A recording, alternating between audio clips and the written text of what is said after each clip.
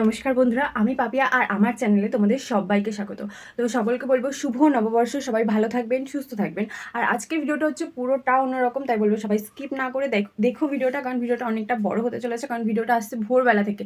এর আগে সবসময় ভোরবেলা শুয়েই আমি শুনেছি, তো এই বছর ভাবলাম তোমাদের সাথে একটু শেয়ার করি, যেহেতু আমি ব্লগ করছি, কিছু কিছু জিনিস আমি শেয়ার করছি, তো ভাবলাম এরকমভাবে আস্তে আস্তে অনেক কিছু শেয়ার করব। তো ভিডিওটা তোমরা দেখতে থাকো, খুব ভালো লাগবে হয়তো। আর ফার্স্ট ডে হচ্ছে আজ, এই ভিডিওটার আজকে হচ্ছে ফার্স্ট ডে। আর ফার্স্ট ডে কেন বলছি সেটা তোমাদেরকে ভিডিও চলতে চলতে বলতে থাকবো, হয়তো দেখাবো, হয়তো না দেখাবো আমি তোমাদেরকে কেন বললাম যেটা ফার্স্ট ডে। তো এরপরে আরও ভিডিও আসবে, তো চলো তোমার ভিডিওটা দেখতে থাকো। তোমাদেরকে বলেছিলাম যে ভোরবেলা থেকে আমি ভিডিওটা শুরু করছি, তার কারণ হচ্ছে এটাই যে ভোরবেলায় আমাদের এখানে পয়লা বৈশাখের দিন নগর কীর্তনে বেরোয় সবাই। আর আজকের দিনে যদি সকালটা এতটা ভোরবেলা থেকে এতটা সুন্দর হয়, তাহলে সারাদিনটা কতটা না সুন্দর হবে।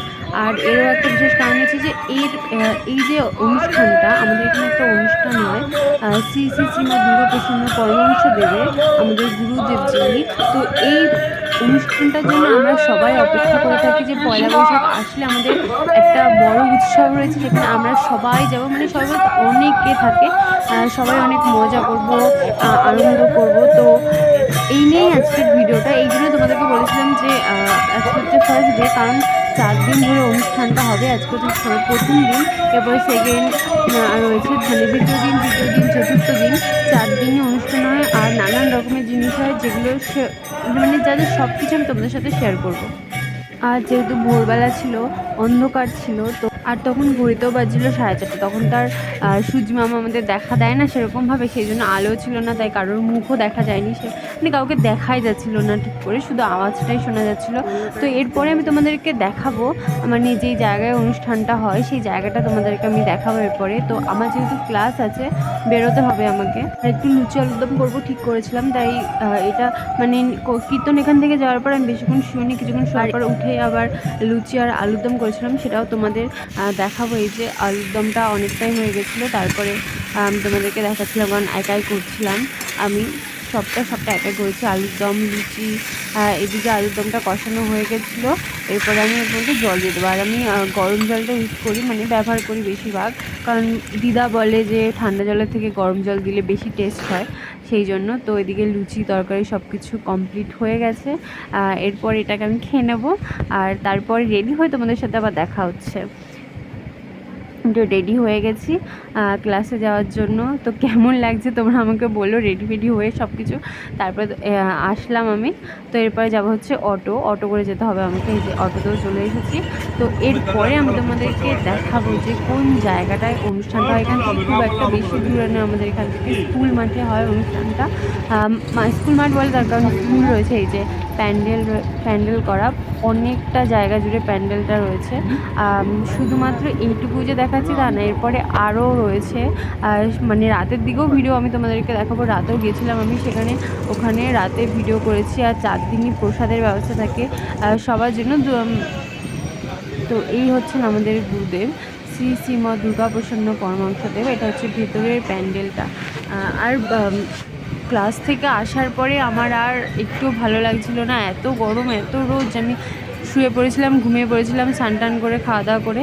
তো বিকেলে ওঠার পর যখন বেরোয়নি, তারপরে আর রেডি হয়ে সন্ধ্যের পরে এখানে এসেছি তোমাদের সাথে শেয়ার করার জন্য কী কী হচ্ছে কি না হচ্ছে। তো ভিডিওগুলো করছিলাম। এটা হচ্ছে কালকে শোভাযাত্রা রয়েছে, সকালবেলা 7টার সময় বেরোবে, তারই প্রস্তুতি চলছে। এখানে নৌকো বানানো হয়েছে, যেখানে ওনার ছবি রাখা হয়েছে, চারিদিকে ওনার ছবি রয়েছে।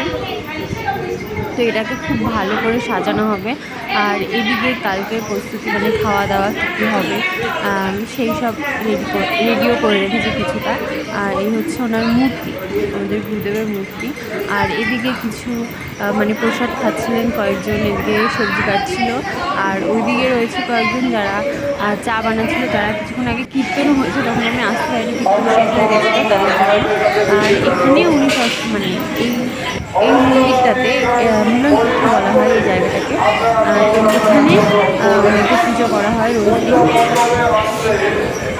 এখানে সবাই আসে, এখানে মিটিং, তারপরে নানান রকমের সব আলোচনা সব কিছু এই জায়গাটাতে হয়। তার জন্য এখানে নাম দেওয়া হয়েছে নিমন্ত্রিত। এই যে সবাই বসে রয়েছে, যারা যারা কর্মী আর কি, কর্মী বলতে সবাই কর্মী। এখানে সবাই মজা করছে, একটু আনন্দ করছে, কাজ করছে। তারপরে হচ্ছে রাতের বেলার দিকে, এটা রাতের বেলা প্রসাদ খাওয়া, মানে প্রসাদ ভাত ডাল আর কি খাওয়ানোর ব্যবস্থা থাকে। যেহেতু সবাই কাজ করে, অনেক ক্লান্ত থাকে, তো তাদের জন্য এখানে রান্নাবান্না করা হয়। আমরাও ছিলাম এখানে। জল ভাত আর আমাদের দিতে দেয়নি, যেহেতু আমরা প্রথম এসে এখানে, প্রথম না আগেও এসেছি কিন্তু কখনো পরিবেশন করিনি, যেহেতু আরও ছোটো ছিলাম, তখন দিতে পারবো কি পারবো না ঠিক করে, এই জন্যে।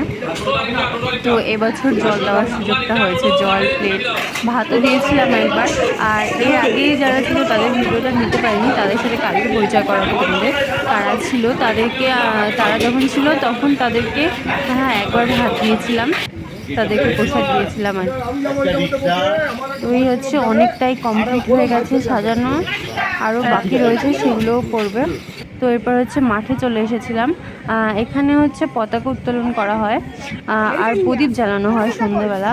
তো সেই জন্যে এই জায়গাটাকে আবির দিয়ে রঙ্গোলি মতো করবে, ওনারাই করবেন যারা রয়েছে তারা। আর খুব সুন্দর করেছে, আর তোমরা দেখতে থাকো।